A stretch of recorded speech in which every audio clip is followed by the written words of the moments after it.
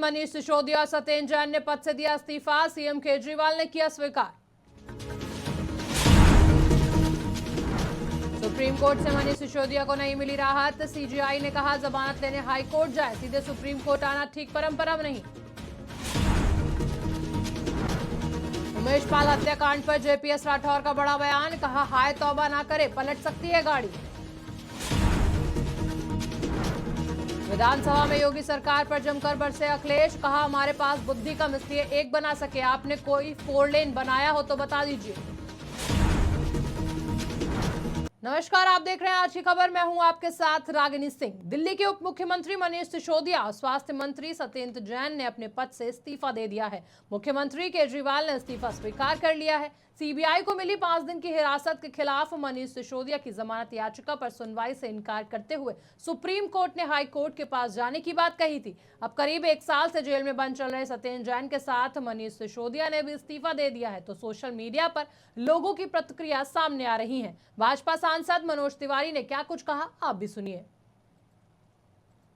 जबरदस्त फटकार के बाद आम आदमी पार्टी का नशा टूटा है, नींद टूटी है और ये भारतीय जनता पार्टी की जीत है। हम कब से सड़कों पे थे, कह रहे थे कि जो 6-6 महीना से जेल में है, जिसको माननीय कोर्ट भी जमानत नहीं देती, वो मंत्री पद पे कैसे रह सकता है, जिसके ऊपर भ्रष्टाचार के इतने आरोप हैं।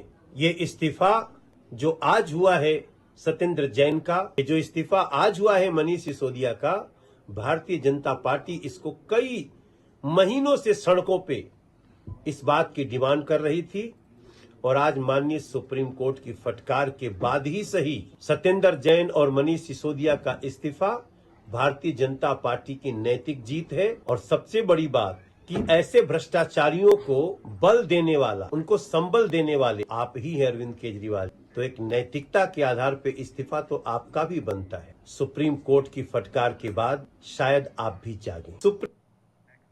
दिल्ली के डिप्टी सीएम मनीष सिसोदिया ने आबकारी नीति मामले में जमानत के लिए मंगलवार को सुप्रीम कोर्ट का रुख किया था। उनकी याचिका पर चीफ जस्टिस डीवाई चंद्रचूड़ और जस्टिस पीएस नरसिम्हा की बेंच ने सुनवाई की। कोर्ट ने मामले को सुनने से इनकार करते हुए सिसोदिया को हाई कोर्ट जाने के लिए कहा।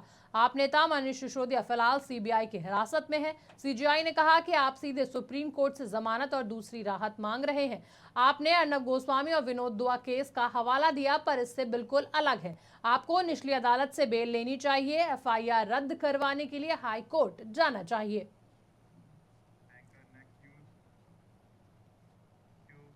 प्रयागराज गोलीकांड के बाद यूपी बीजेपी के महामंत्री जेपीएस राठौर ने अपराधियों को चेतावनी दी। उन्होंने कहा, मैं अपराधियों से कहना चाहता हूं कि अगर पकड़े जाएं तो बहुत हाय तौबा ना करें, गाड़ी पलट भी सकती है। अगर ऐसा हुआ तो वो खुद जिम्मेदार होंगे। यूपी सरकार में मंत्री जेपीएस राठौर ने कहा, मुख्यमंत्री जी ने सदन में कहा था कि मिट्टी में मिला देंगे, अब इसकी शुरुआत हो चुकी है। किसी भी तरह के अपराध और अपराधियों को बख्शा नहीं जाएगा, किसी भी तरह का अपराध बर्दाश्त नहीं किया जाएगा। आपने देखा प्रयागराज में क्या हुआ, सभी डरे हुए हैं। आरोपियों में शामिल सदाकत खान की बीजेपी नेता के पति के साथ फोटो को लेकर जेपीएस राठौर ने कहा कि जो भी दोषी पाया जाएगा उसके खिलाफ सख्त कार्रवाई होगी। दोषी किसी भी दल का हो, उसे बख्शा बिल्कुल नहीं जाएगा।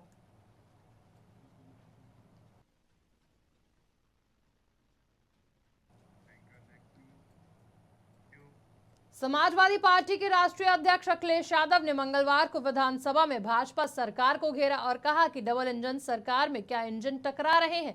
उत्तर प्रदेश विधानसभा सत्र के 8वें दिन सदन में अखिलेश ने भाजपा को घेरा।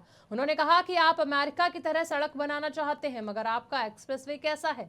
पूरी गाड़ी अंदर चली गई। Single pair elevated road Sapa ने दी है। हमारे पास बुद्धि कम है, हम एक ही बना सके, आप ही बना देते। आपने एक भी 4 लेन बनाया हो तो बता दीजिए। आपकी डबल इंजन सरकार में क्या इंजन टकरा रहे हैं? एक्सप्रेसवे के लिए यूपी को बजट बिल्कुल नहीं मिलता है। आप बताओ कि दिल्ली वालों ने आपको किस एक्सप्रेसवे के लिए बजट दिया? ये मौका है, आप अपना एक्सप्रेसवे दिल्ली वालों को दे दो और कम से कम दिल्ली वालों से बजट लेकर के बनवा लो। ये बनने वाला नहीं है, क्योंकि जिनको आपने दिया उनके साथ आप खड़े ही नहीं है। आप मध्य प्रदेश विधानसभा के बजट सत्र के दूसरे दिन विधानसभा के पटल पर आर्थिक सर्वेक्षण की रिपोर्ट पेश की गई। मुख्यमंत्री शिवराज सिंह चौहान ने कहा, आर्थिक सर्वेक्षण में जो तथ्य आए हैं वो सिद्ध करते हैं कि एमपी की आर्थिक स्थिति मजबूत हुई है। राज्य के बजट का आधार पर कर संग्रहण बढ़ता जा रहा है। एमपी की विकास दर 16.34% की बढ़ोतरी हुई है। कर्जा लेते थे वो था 39.5%, 39.5%, लेकिन कोविड महामारी की कठिनाइयों के बावजूद ये 20 और 21 में घटकर हो गया है 22.6%, 22.6%। ये अपने आप में सिद्ध करता है कि जीएसडीपी के अनुपात में ऋण का प्रतिशत लगातार घटा है। बीएसपी विधायक राजू पाल हत्याकांड के मुख्य गवाह उमेश पाल की शुक्रवार को हत्या के मुख्य आरोपी सदाकत खान की एक तस्वीर काफी चर्चाओं में बनी हुई है। इस तस्वीर में समाजवादी पार्टी प्रमुख अखिलेश यादव उनके साथ नजर आ रहे हैं, जिस पर सपा प्रमुख ने प्रतिक्रिया देते हुए कहा कि अखिलेश यादव के साथ उमेश हत्याकांड के मास्टरमाइंड की तस्वीर सामने आने के बाद बयानबाजी लगातार जारी है। विरोधियों को जवाब देते हुए अखिलेश यादव ने कहा कि तस्वीर किसी के साथ भी हो सकती है। कल खाना खाते समय हमारी तस्वीर मुख्यमंत्री जी के साथ थी। आज सोशल मीडिया का जमाना है, कोई भी आता है और फोटो खींचता है, उस फोटो में लाने वाला भी साथ में है। इसके बाद सपा प्रमुख से सांसद शफीक उर रहमान बर्क के बयान पर सवाल किया गया, जिस पे उन्होंने समर्थन व्यक्त किया। जब से भारतीय जनता पार्टी की सरकार आई है, कानून व्यवस्था ध्वस्त हुई है। सुप्रीम कोर्ट, हाई कोर्ट ने समय समय पर सरकार को लताड़ा है और सुप्रीम कोर्ट ने यहां तक कहा कि उत्तर प्रदेश में क्या जंगल राज चल रहा है। सरकार ये कहती है कि मिट्टी में मिला देंगे अपराधियों को। जिस तरीके से डायलॉग मारे जाते हैं फिल्मों में, ये सरकार डायलॉग से चल रही है।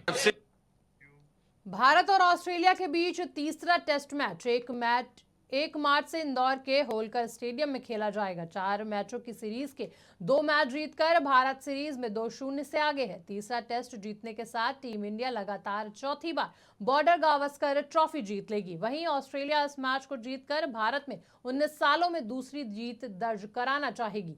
भारत जहां अपनी फुल स्ट्रेंथ टीम लेकर उतरेगा, वहीं कंगारू टीम के कप्तान पैट कमिंस पारिवारिक कारणों से ऑस्ट्रेलिया चले गए हैं। उनकी जगह उस कप्तान स्टीव स्मिथ टीम की कमान संभालेंगे। आगे स्टोरी में हम दोनों टीमों के हेड टू हेड रिकॉर्ड और पिच रिपोर्ट, वेदर कंडीशन और सीरीज के टॉप परफॉर्मर की भी बात बताएंगे।